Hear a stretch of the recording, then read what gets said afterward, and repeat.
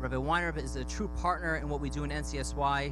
He's always one that's helped us to elevate our learning, to help us elevate our Torah, and to be able to keep us focused on what true growth really is all about.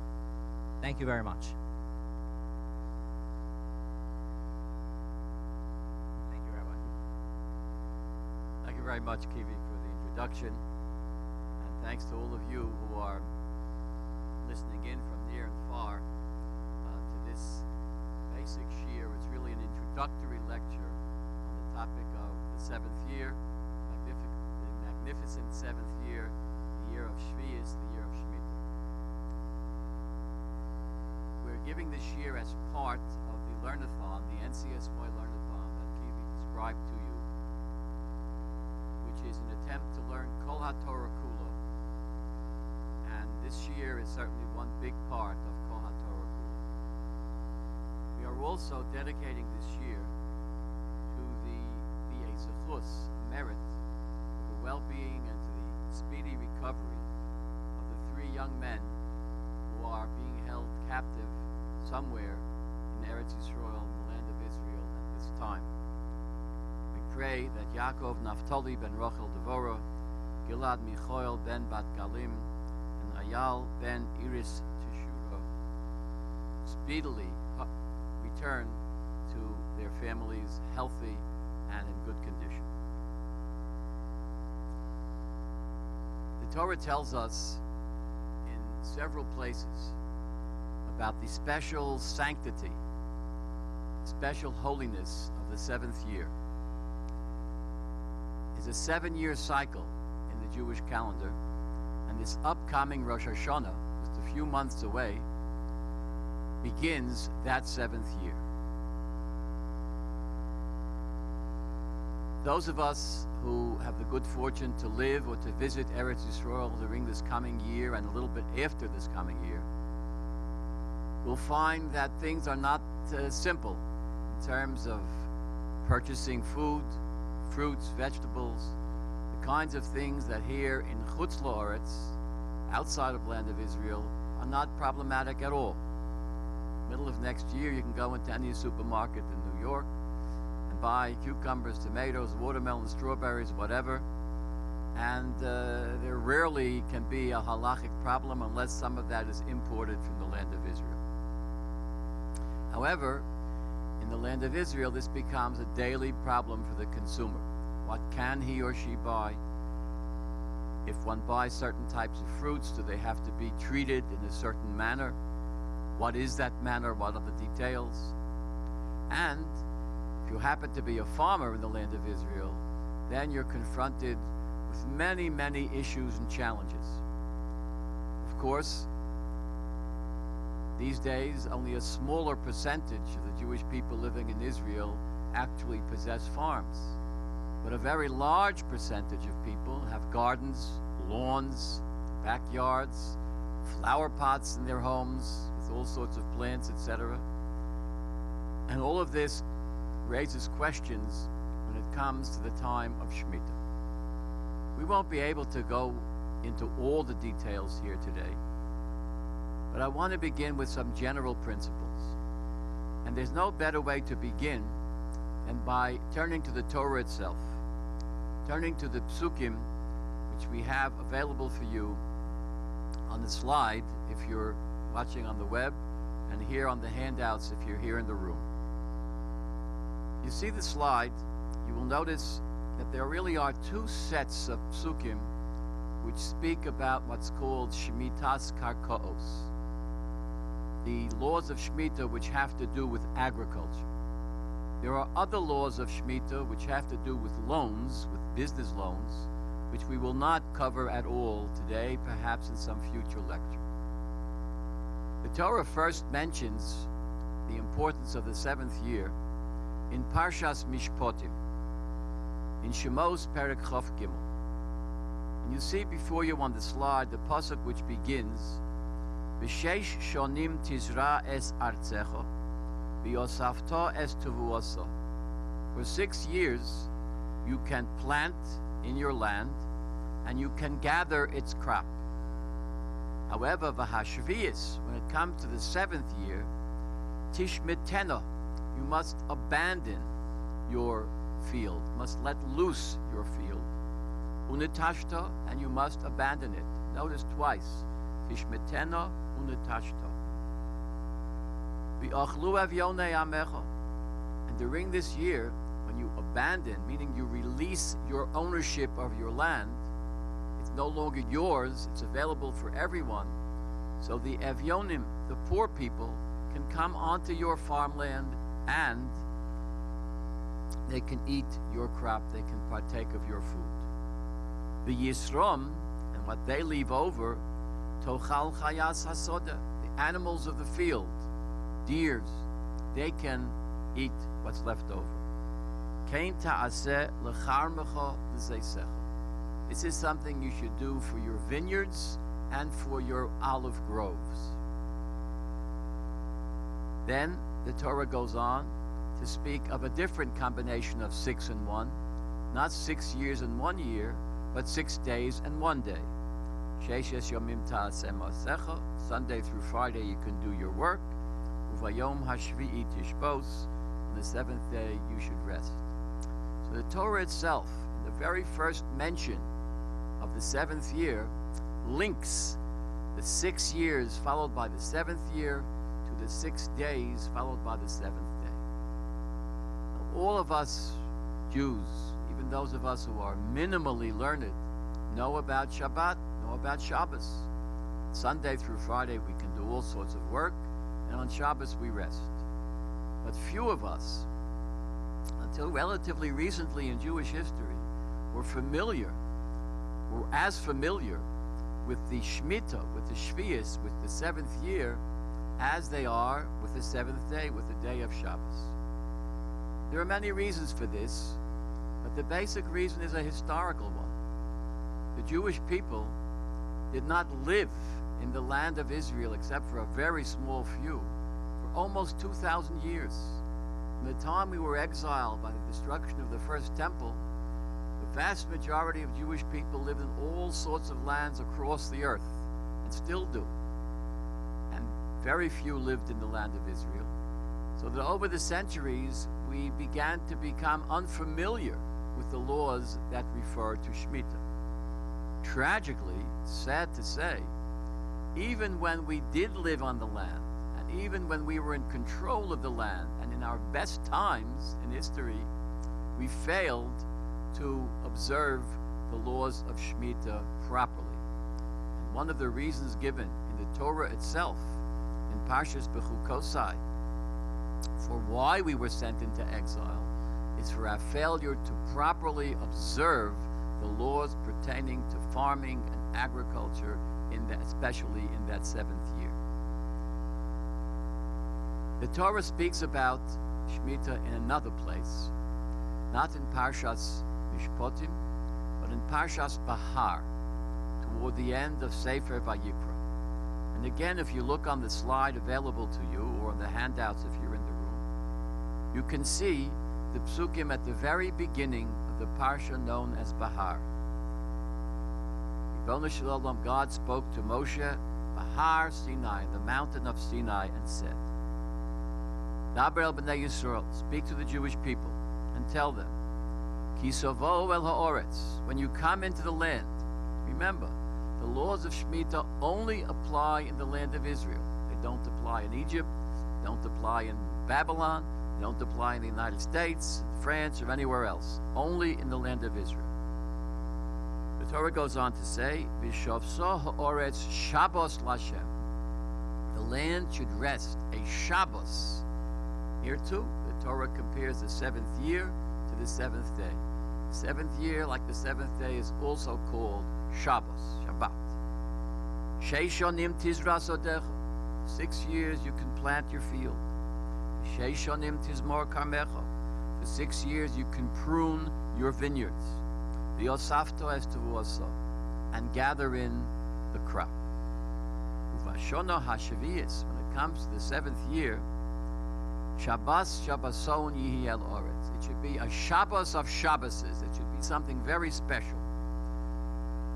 Yihi el oretz. Shabbos Lashem. Again, it's a Shabbos for God. Special Shabbos. Sodcha lo sizra, don't plant your field. Charmecha lo sizmor, don't prune. Prune means to trim the branches of a tree in order that the tree grow better. There's nothing wrong with the branches, but sometimes a tree has so much fruit and so many branches that if it's allowed to grow fully, the fruit will not be of superior quality. So farmers learned long ago the secret of pruning, of cutting down some of the branches at a certain stage of the growth of the plant, eliminating some of the fruit, so that the fruit which remains on the tree is better, richer, sweeter, etc. But during the 7th year, no pruning. That which grows on your fields of wheat, you shall not reap. The grapes which grow in bunches should not be harvested. It should be a year of Shabboson, of rest for the land.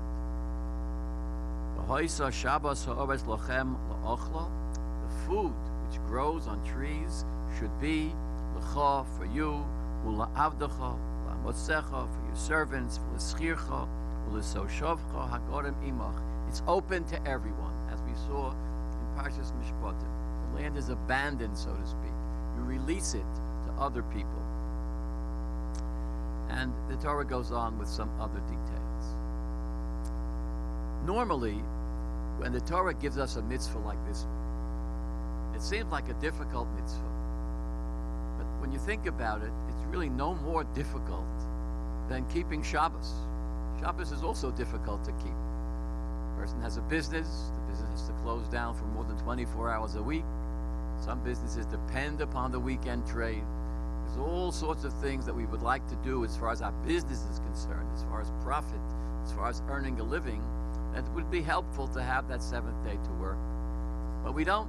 We refrain from work absolutely from the beginning of Shabbos until the end of Shabbos, no matter what the challenges are. And many times the challenges are great. I always tell the story about my grandfather, Olav Shalom, the story of many grandfathers, of many of you, or great-grandfathers, who came to the land of America, and they couldn't find employment unless they promised to work on Shabbos. So that what they would do is they would work Sunday, Monday, Tuesday, Wednesday, Thursday, Friday, and on Shabbos they wouldn't show up, and they were fired, and they had to go look for another job. Great sacrifice, hardship. The Torah says rest on Shabbos, so we rest on Shabbos. The same type of thing with Shemitah. The Torah says that the land should rest, the farmer should rest during the 7th year. Of course, there are difficulties, challenges involved, but a devoted Jew does what the Torah says. And often, we do what the Torah says and we don't even ask why. Why should we be doing this? What's the meaning of it? There are a number of meanings of ta'amim given for why the Torah told us to rest the land, that the land should have a Shabbos this 7th year. Many reasons are given. I'd like to share some of them with you so you will get a sense of the meaning of Shemitah. It's not just something we do because the Torah is giving us a hard time. No, it has a very, very profound meaning. I'll begin with the Rambam. The Rambam gives a reason for why, 2 reasons actually, for why the Torah tells us, why God commanded us to keep the year of Shemitah, the 7th year, as a special year. Number 1, he writes, Yesh mehem chemla v'chanina al b'nei Adam, k'mo shene'emar v'yochlu evyonei amech. It's a matter of charity. You have poor people. The Torah gives us many mitzvos to help support the poor person. On Shemitah, we have another mitzvah. Release your ownership of the field and let the evyonim, the very poor people, come and eat whatever there is on the field. Let them take whatever there is. The special mitzvah in the category of matnos aniyim, of tzedakah, of charity. That's one reason. We might refer to that reason for Shemitah as a social welfare reason. It's a reason for the welfare of the underclass. The Rambam continues and gives a second reason and writes, וכדי שירבה יבול האדמה ותתחזק. And in order that the land should remain fallow, the havarasa is the Hebrew translation of the Rambam's Arabic word. It means to lie fallow, not to be planted. But the Rambam believes, and this was a belief in ancient times, and some farmers still find this to be true today, that the land, after a time, loses its nutrients. And if you let it lie fallow and not plant for a full year, it regains these nutrients. And therefore, this is another reason, says the Rambam, why the Torah prescribed rest, that the land rest on Shemitah or Shvius.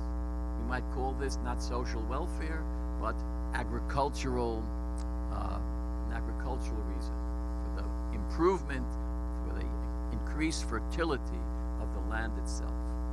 These are two reasons that are given. Many find other reasons. Some don't even accept Rambam's reasons. But this is the beginning of a framework to begin to understand what the Torah is doing here. The Torah is giving us a mitzvah which is going to have an impact, according to the Rambam, on society. It's going to be an equalizer. And number one, and number two, it's going to improve the economy, the agricultural economy, in the long run. There was a very precious sefer, which I'm sure many of you are familiar with, called the Sefer HaChinuch. And the author of the Sefer HaChinuch gives many reasons for almost all the mitzvahs of the 613.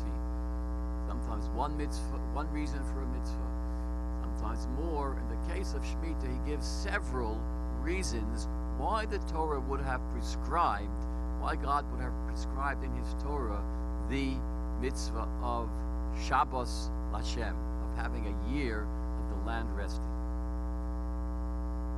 He suggests that one of the midos, one of the character traits that God wants to see in us people is a midah which he calls in Hebrew vatranut, levater, to yield.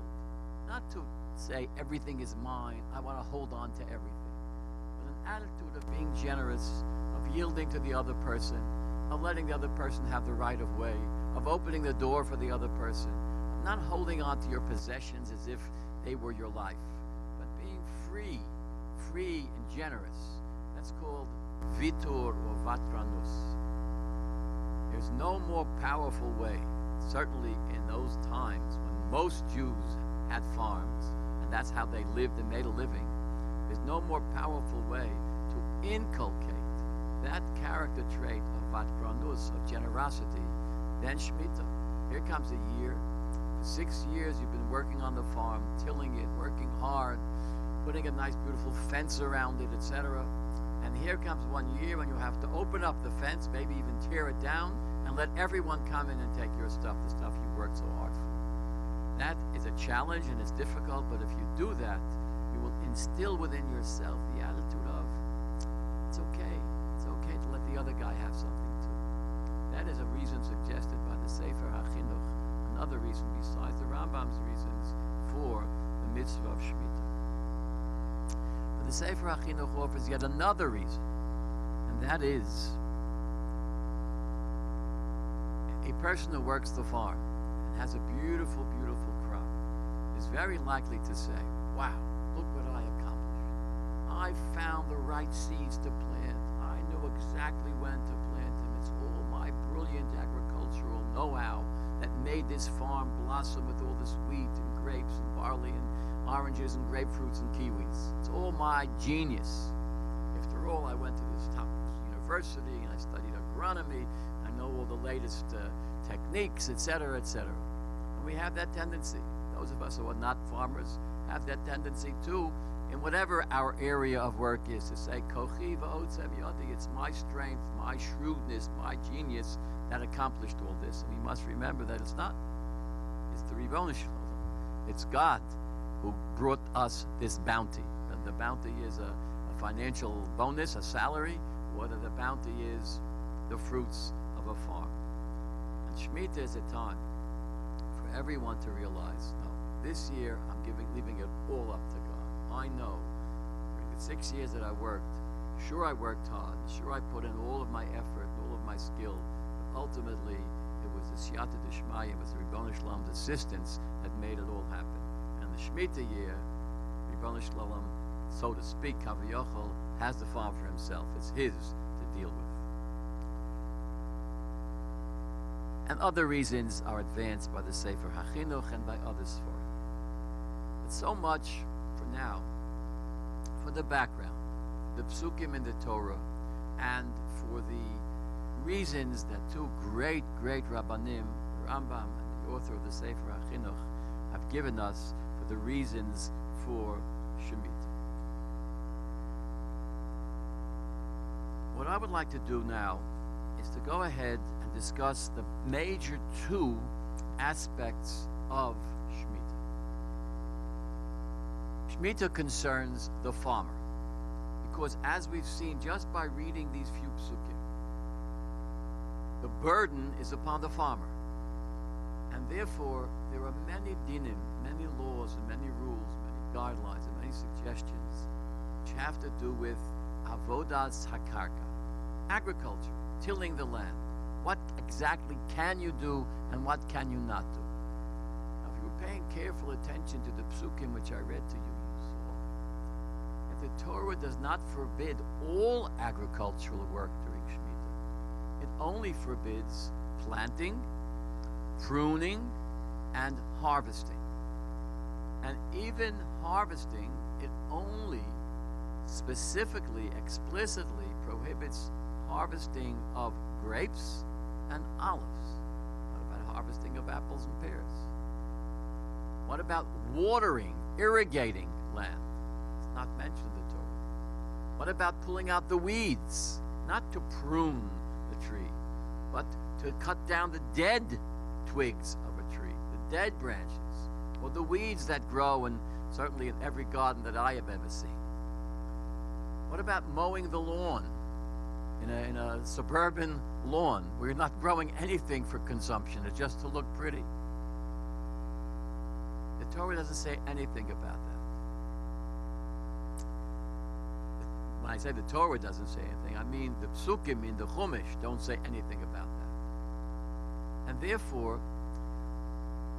we begin to see a very important framework developing when it comes to the one main category, to work on the field, work on the earth. And that is that there are those things which are clearly prohibited midaoraisa, meaning the Torah in a pasuk says don't do that, and they include planting, harvesting, pruning, and I define pruning as to what that means. Really, pruning is a way of planting, because pruning is an activity which stimulates the growth of the tree. So it's kind of planting. But there are also many other types of work on the farm which are not mentioned explicitly in the Torah. Some of them, the Rabbonim, Rabbonon, great sages in our tradition, going all the way back to Ezra HaSofer, and going through all the Mishnah and Gemara, did prohibit this and that or the other thing, some of which we'll allude to in a moment. Some activities, especially those which have to do with modern technology, raise tremendous questions in modern times, because the Torah doesn't speak about harvesting with a tractor or plowing with an electric plow or hot houses or various types of hydroponics, growing fruits and vegetables out of water, out of bodies of water and not from the earth, and many other things which are now very common because of the advances in science and technology. And therefore, what we have are many opinions given by more recent Gedolei Yisrael, by the sages of the Jewish people in the past 100 years or so, who began to struggle with the new science of agriculture, the new technology, and the new economics of agriculture. To this very day, great Gedolei Yisrael struggle with these issues because there are always new inventions and new developments. And, as is usually the case in the Torah, there are different opinions. Some say this, some say that. Some are stricter on this, some are stricter on that. This causes for the consumer a difficult question. Do I follow Rav Kook's approach to Shemitah? Do I follow the Chazon Ish's approach to Shemitah? Or more recently, do I follow Rav Shlomo Zalman Auerbach's approach? Or do I follow Rav Elyashiv's approach? Or even still more recently, those great sages are no longer with us. But we have great sages alive today, and they too disagree about this or that. Whom do I follow? Of course, ideally, told in Pirkei Avos, I say, L'cho Rav, you should have, each Jewish person should have his or her own Rav, and you go to your Rav and follow him all the way. Whether he's lenient, whether he's strict, lenient in this, strict on that, but you follow his approach. I'm going to try here to avoid those controversies, at least in this introductory shiur, but simply to point out to the fact that so much about the details of Shemitah are complicated and are subject to disagreements to this very day. But again, getting back down on the farm, there are those things which are asur min haTorah, and those things which are asur only min Rabbanan. My favorite example of something which is a very important part of agriculture, but which is not referred to explicitly in the Torah, and only indirectly referred to in the Mishnayos and in the Tosefta, and that is irrigation, watering. Obviously, in Eretz Yisrael today, much of the irrigation is done by artificial means. Just the rain itself is not sufficient to sustain modern-day agriculture in our Holy Land. And therefore, go on any farm in Israel, you will see sprinkler systems that are very sophisticated, etc. Is that type of work permitted or not on Shemitah? This itself is subject to debate and controversy. So we have a big category called avodas hakarka, work on the farm.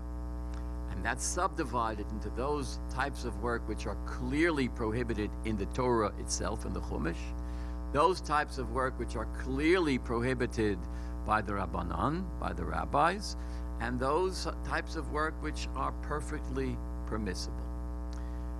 The main line is, it's not true that nothing can be done on the farm during Shemitah. There are things which can be done, and we'll get to them a little bit later on. But that's one category, work on the farm. The second big category is, I am not a farm boy. I am a city boy. I grew up in Brooklyn, and when we spend time in Eretz Yisrael, we're still in the city, the great city of Yerushalayim, or the great city of Haifa or Tel Aviv, or there's no farm.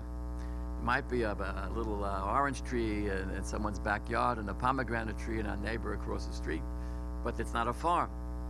My concern when I'm spending time in Eretz Yisrael, and the concern of every Israeli consumer, every Israeli Jewish consumer, is what can I buy? What can I eat? How do I conduct myself? This is, of course, a tremendous problem, and one that requires a great deal of education. I'm going to try to explain some of the issues involved. First of all, let's stay for a little bit with category A, with work on the farm. And I do this because so many people who live in Israel, although they may not have a farm, do have, as I said, a garden, a lawn, etc. What can be done, what cannot be done. Can't go here into all the details. Watering, it's generally assumed, can be done. Cutting the lawn, as long as you're not harvesting the grass, you're only doing it for decorative purposes, can be done. And work can be done if it is what is called le'ukume ilana. Let me share with you a brief passage in the Gemara. It's in the Gemara Maseches Avodah Zorah Daf Nun Amud Beis, and it appears elsewhere in a little different form. Brief form. We're told by the Tanoim, by the authors of the Mishnah and the Tosefta, that there's a type of activity called zihum, which is permitted during the Shemitah year. And there is a type of activity called gizum, which is not permitted. What is zihum? What is gizum? There are different opinions as to what zihum means, but most, the Rambam, for example, says the word zihum is related to the word zohama, a word which we find in Gemara, which means filth, dirt. There was once a technique, and there still are agricultural techniques like this, which found that if you take a tree which is being infested by worms and moths and insects which are going to destroy the tree, if you leave the tree the way it is, the tree will be eaten by these worms. We have in the little garden in the front of our apartment building in Yerushalayim a rose bush. And the rose bush, there's a special insect that attaches itself to the rose bush, and if you don't destroy that insect, the rose bush is going to die. It dies in front of your eyes, just withers.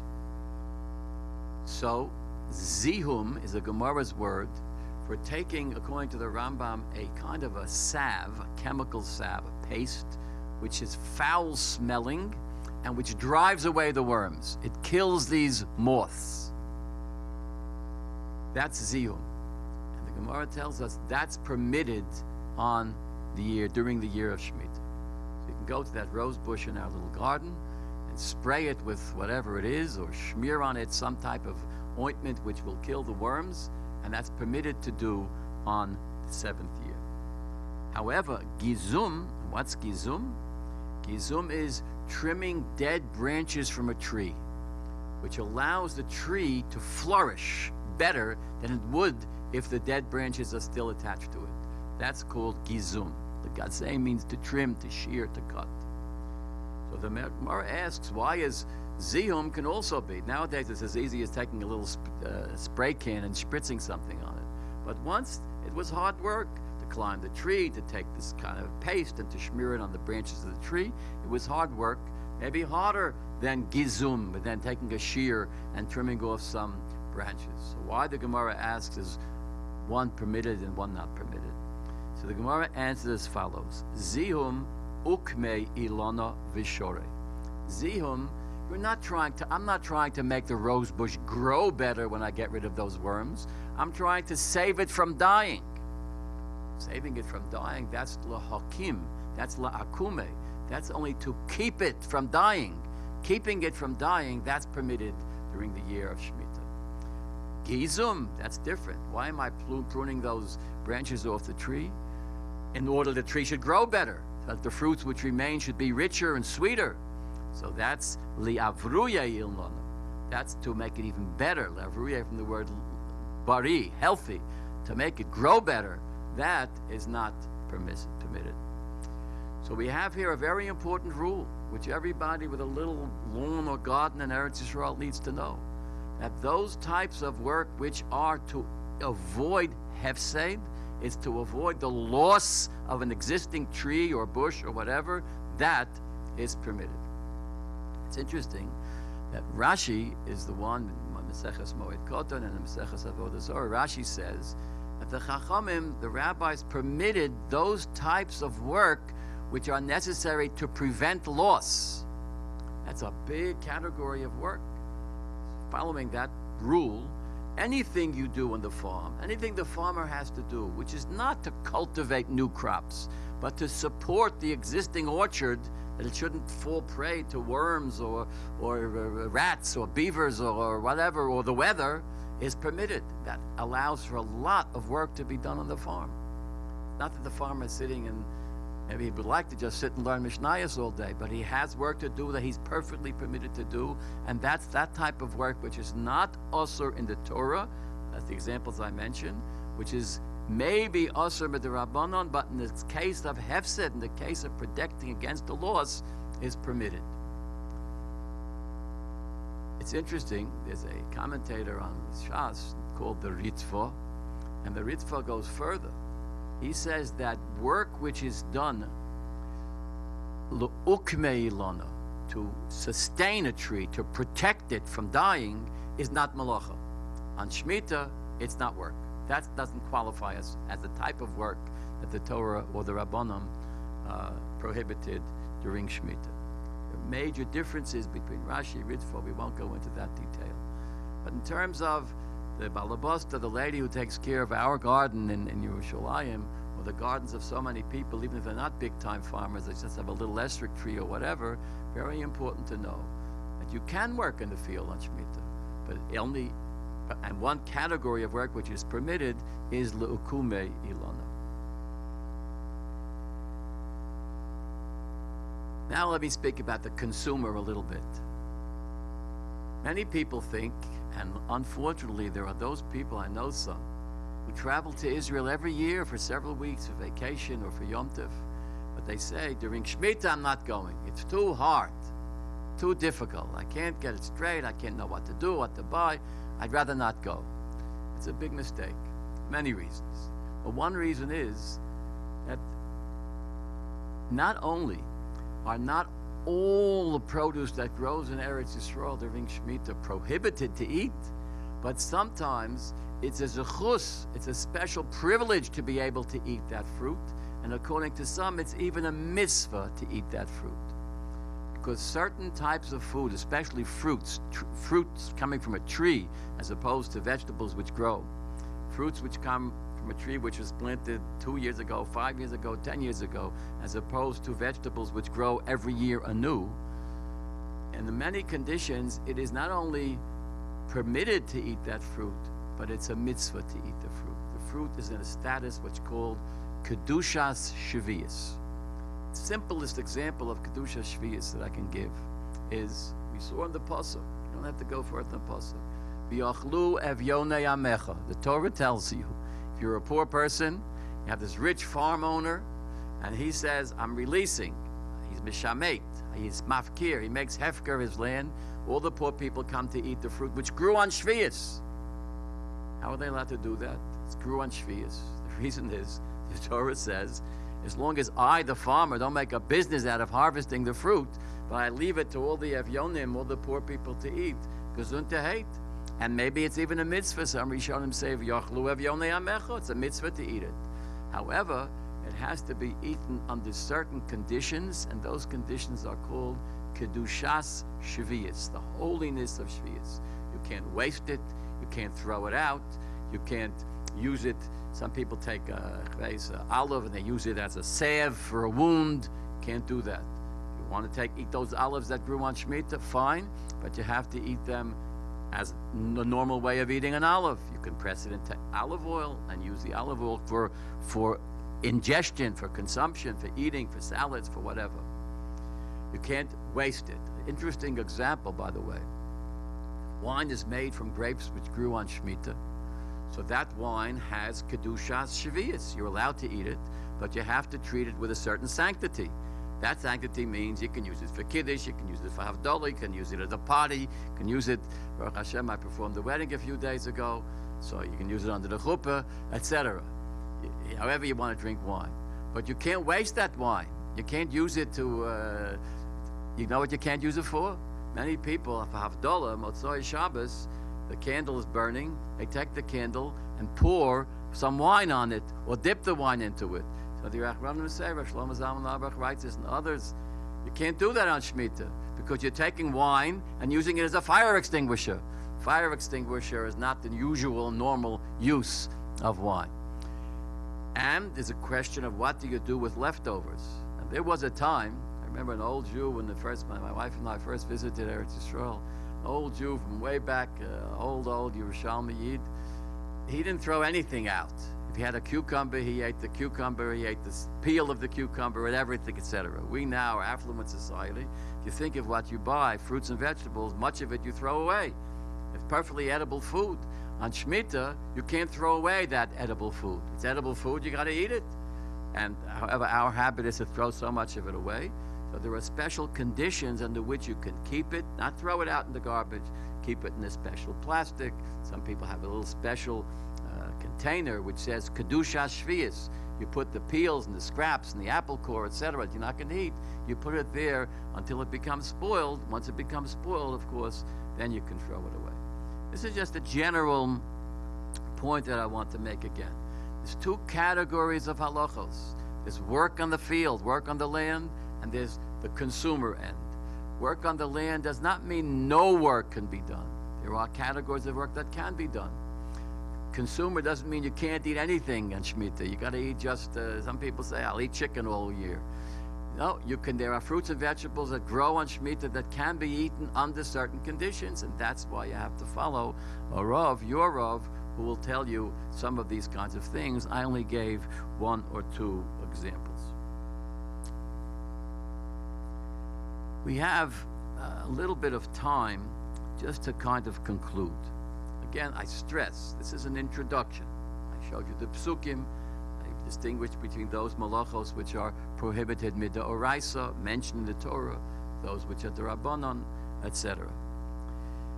There's an interesting concept, and it takes us back to where we started, with why. Why is there a mitzvah of Shemitah? We saw the Rambam's approach, the Sefer HaChinuch's approach. There's another approach I'd like to share with you, and it's approached by Rav Kook. Rav Kook has an interesting passage. He says, suppose a person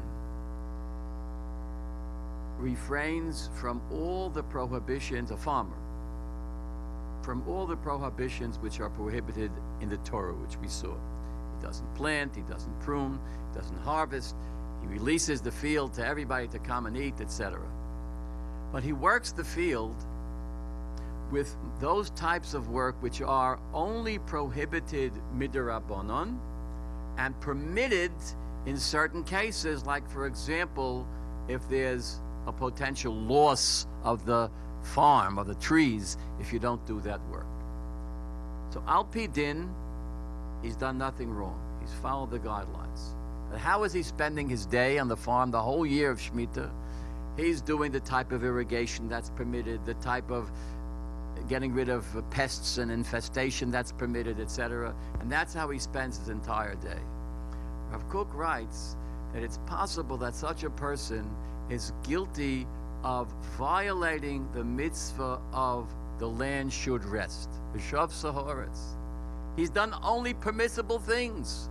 And yet, it's what people call, I don't like to use the term, but people refer to this as he's kept the letter of the law, but he hasn't kept the spirit of the law. Where does Rav Kook get this, to say that a person who's kept the letter of the law, but since he's busy working, doing this, doing that, then hasn't kept Shemitah, and maybe he's even guilty of failing to keep a mitzvah saseh d'oraisa?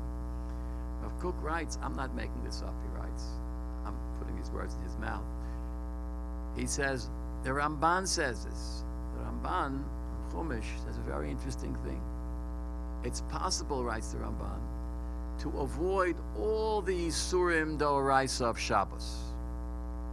Keep Shabbos, not Shabbos of Shemitah, Shabbos of the seventh day of the week. To keep it 100%. You don't cook, and you don't drive, and you don't write, and you don't build, and you don't, etc. You don't plant, and you don't reap, a whole Shabbos. But you do business, you read the newspaper, you talk those kind of things which aren't proper to be discussed on Shabbos, maybe not even discussed in the weekdays. You do all these things. Ramban writes that for such a person, his Shabbos is not a Shabbos song. It's not a Shabbos like a Shabbos. And if a person does that, then he's guilty of at least failing to do the mitzvahs aseh, the positive command aspect of Shabbos. The Ramban says that is why the Chachamim told us, because min haTorah, you can keep your store open on Shabbos. You can handle money on Shabbos, min haTorah. It's only min d'Rabbanan that business is prohibited. You can handle muktzah on Shabbos, min haTorah. Only the Rabbanan said you couldn't touch certain things, etc. So but the Ramban writes that if a person stays away from all the Isurim in haTorah, but violates the Yisurim of the Rabbanon, and the whole day he's busy thinking about the stock market, buying and selling, and this and that and the other thing, then he has failed to fulfill the mitzvah saseh of Shabbos, of Zochar es Yom HaShabbos l'kadsho. Rav Kook says it's the same thing by Shemitah. It's possible to get around the law in many, many ways. I want to close with one technical point, which brings us to the problem that people always bring to my attention. Rabbi, this rabbi tells me this, and this rabbi tells me that, and what am I supposed to do? One of the interesting innovations in more recent times has been the ability to grow vast amounts of vegetables, mostly vegetables, not fruits, in hothouses on what's called halachically an atzitz she'eno nakuv, in a big tub, not a little flower pot that you have your little petunia in, but a huge, huge thing. It could be 2 blocks, city blocks long, a huge tub, which is not in contact with the earth. There is earth in the tub, in the big, huge flower pot. And this is the question of what's called in modern day Hebrew chamamot, hothouses, and in an atzitzim. An atzitz is a flower pot, but imagine a big flower pot, big enough to sustain a whole tomato patch or a whole cabbage patch or whatever. And one which is eno nakuv, which is not connected to the ground. There's no cavities or holes in the bottom which which would possibly allow what's in the pot to get its nutrients from the earth. Is that permissible during Shemitah or not? So it's very interesting. I just came across this relatively recently, because the Chazon Ish writes that this is permissible. Shlomo Zalman Auerbach, Zecher Tzaddik Livrocha, it's permissible. Many other Gedolei Yisrael is permissible, and the heter, the permission, goes back to a very, very great man who was really one of the first to write about these things, although he lived in the early 1800s, the author of a sefer called Pa'as HaShulchan, who was a student of the Vilna Gaon. And the Vilna Gaon encouraged Aliyah, encouraged people to go to Eretz Yisrael, even back in his time, 200 years ago and more, and he was one of them. So they all feel that that's permissible. And for many, many years, this was something which was just taken on. It's permissible. Great Gedolei Yisrael, all different camps permitted. However, I've seen more recently that a great posek who's alive and today a very old man, a great authority, Rav Wosner in Bnei Brak, feels that it's not permissible. It should be discouraged. And it's very interesting. He writes, I hope I'm faithful to when I quote him. I couldn't track down the exact words I prepared for this lecture. I don't have my Sforah in my library with me anymore. I gave a lot of it away. But Rav Wosner writes that, yes, if you have a small little, mom and pop farm, and you're growing something in a flower pot, and you have some lettuce, tomatoes growing in this pot, that's permissible, because it's not growing from the earth itself, and it's in a building, it's in a hothouse, it's in a bias, not on the sod and not on the field. However, he writes, to make an industry out of it, so it becomes a commercial thing, and you're exporting, and you're selling, and you're talking about tons of vegetables. He says he can't believe that Chazal would think, that our sages would think, that that's the way the Ribono Shel Olam wants us to keep Shemitah. Because you're just getting around it with a I don't want to say a loophole, but with an opening in the halacha, which is a legitimate opening, but to make a whole big business out of it, he doesn't think it's proper. And I see many people in some of the guidelines that are being published now, you'll see many such guidelines beginning to at least mention his point of view.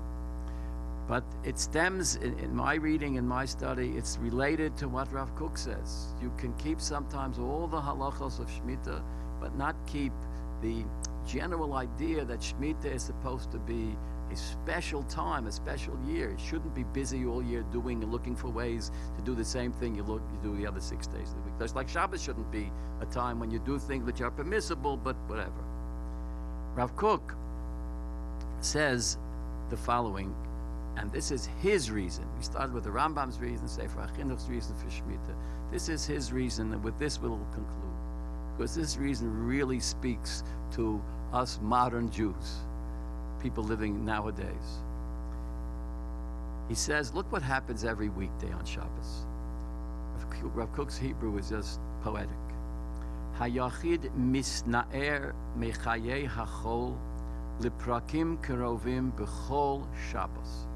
The individual shakes off the weekday life very frequently, very regularly, every single Shabbos. Every single Shabbos we throw away our computers, we throw away our wallets, we throw away our tools, we throw all these things which remind us of our weekday concerns, we just get rid of them. Comes Shabbos, bo menucha. Es osa ha'pu'ulo shehashabbos po'eles al kol yochid. That powerful impact that Shabbos makes on each one of us. And every observant Jew knows what that is. Shabbos is very powerful. It really hits us hard in a beautiful way. It takes the whole mahus and changes it. That's what Shabbos Kodesh, the day of Shabbos, does for the individual. That same pu'ula, that same impact, Shemitah, the 7th year, does for the whole nation. So eles hi hashmita al ha'uma bichlala. Right, so Shabbos, the day Shabbos, that has an effect upon the individual person and changes us. It gives us a me'ein olam haba. So Shemitah has the same effect upon the nation. The Jewish nation has a whole year to kind of shake off everything that's ugly and unseemly and troubling about the other 6 years. Tzorech miyuchad hu la'umazu. There's a special need that this Jewish people have. And what is that need? That need is ki mizman lizman, that from time to time, if not every day, but at least from time to time, yiskale betocha ha'ma'or ho'eloki shelo. At least 1 year out of 7, the light of the Shekhinah, the light of God should shine within us. Every individual has that once a week. The nation needs it once every 7 years. B'chol melo zaharo, in all of its glory, we want to have that year. Asher lo yashbisu chayei hachevra shel chol. At least there should be 1 year.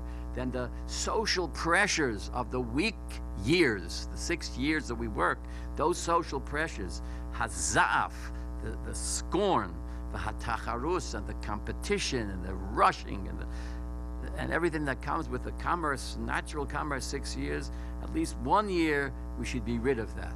And that's, I think, also relates to Rav Wosner's, what some see as a chumrah. You can't start a whole industry, a hothouse industry, because that's going to mean you're right back in the 6 years of work. And you want that 7th year to be exactly what the Torah wants it to be. And the Torah says again and again, as I showed you in the Parsha of Bahar, Shabbos Lashem. It should be a Shabbos like Shabbos Kodesh, like Saturday, like a day of Shabbos. It's a day for the Ribbono Shel Olam. So too, this year should be a year for the Ribbono Shel Olam. Again, this was just an introduction and an overview. We're arranging to have frequently other shiurim by myself and by others on these topics, in which we'll go into more details. I encourage those of you here or those of you on the web, if you have questions, to please submit these questions to me by email. You can email to the OU. I want to again link everything I've said back to the reason we're here, which is the NCSY Learn-a-Thon. I want to encourage you to learn as part of this big siyum that's coming up on August 7th, and to support those of us, including myself, who are doing some of that learning. You can go on our OU website. Obviously, if you're watching, you know how to access the website, and you can learn all about the Learn-a-Thon. And finally, all of our Torah, the Torah of the many people who are watching and discussing this very, very important topic, all of that Torah should be a zechus for the release of the 3 boys who are still in captivity. May the Ribbono Shel Olam bring them back safely. I want to, many of you who know me, know that I rarely give a speech without suggesting a book to read. I want to suggest 2 books, 2 Sforim on Shemitah. There are many, many Sforim on Shemitah. One, of course, if you learn Mishnayos, Maseches Shvius, you will learn a lot about Shemitah, but you will not necessarily learn the practical halachos of what do I do about the rose bush in my front lawn. But you will learn a lot of the basics about Shemitah. Many of you know that we have a program on our website called Mishnah Yomis, where every day you learn 2 Mishnayos. And I have been privileged to give many of those shiurim and many Masechtos. Hopefully, in a few weeks, you'll be able to access my shiurim, 2 Mishnayos a day of Mishnayos Maseches Shvius, and in the process you will learn some of the background for Shvius. As always, I give a warning: never paskin a halacha from a Mishnah. Gemara says you can't do that. However, there is an excellent edition, the Art Scroll Masorah edition of Mishnayos Maseches Shvius. It's called Mahadoras Reisman, a philanthropist who sponsored this, and after every perek it has what's called Ha'arot LaHalacha, illuminations for the halacha. The editors here tried to pull out from every Mishnah a rule which applies lahalacha lamaisa, which applies nowadays to people either on the farm or in the garden or using the produce of Eretz Yisrael. So I'll try on these lectures coming up, Mirz Hashem, watch for them, they should be up soon, to give some of the basic halachos lamaisa which emerge from the study of the Mishnah. That's one recommended sefer. The other recommended sefer is both available in Hebrew and in English. It's by a remarkable Talmid Chacham in Eretz Yisrael whose name is Rav Yosef Tzvi Rimon. Rimon like a pomegranate. Reish Yud Mem Vav Nun R-I-M-O-N. It's interesting, his grandfather, after whom he is named, was also a famous person, a famous writer. So if you, nowadays, you Google everything. If you Google Yosef Tzvi Rimon, make sure you're referring to the Yosef Tzvi Rimon who is alive and well in Eretz Yisrael today, and not to his grandfather who died some time ago. He wrote a book in Ivrit, in Hebrew, called Shemitah, which has the halachos of Shemitah, the origins, a beautiful, beautiful book with illustrations and charts. It's very clear. Very recently, that book has been translated into English. It's called Shemitah, S-H-E-M-I-T-A, From the Sources to the Practical Halacha, by Rav Yosef Tzvi Rimon. And I'm sure it's available in Sfarim stores, wherever you buy your Sfarim. If you want the English translation, which I happen to have had a little bit of a hand in the editorial process of that book, it's a very, very clear book, and it goes down to the practical, I don't want to say nitty-gritty, but the practical details of observing Shemitah. And he also has, for this year, this coming Shemitah, a chart of the various fruits and vegetables and which time of Shemitah you have to be concerned. Because the first few months coming up this year, Tishrei, Cheshvan, even into Kislev, much of the produce is still from the 6th year, and there's no problem with it. So he has a very interesting chart which explains to you the times and the specific species of fruits and vegetables, when they are mutar, when they are also, when they're permitted, when they're prohibited. And toward the end of Shemitah, it becomes rather complicated because of a whole other aspect of biur, which we didn't discuss at all in this introductory lecture. So thank you for coming, and thank you for listening. And Mirz Hashem, may this year, Shemitah, not only be a Shabbos Lashem, but may it be a year of the Geula Shlema of B'mheira Yameinu Amen.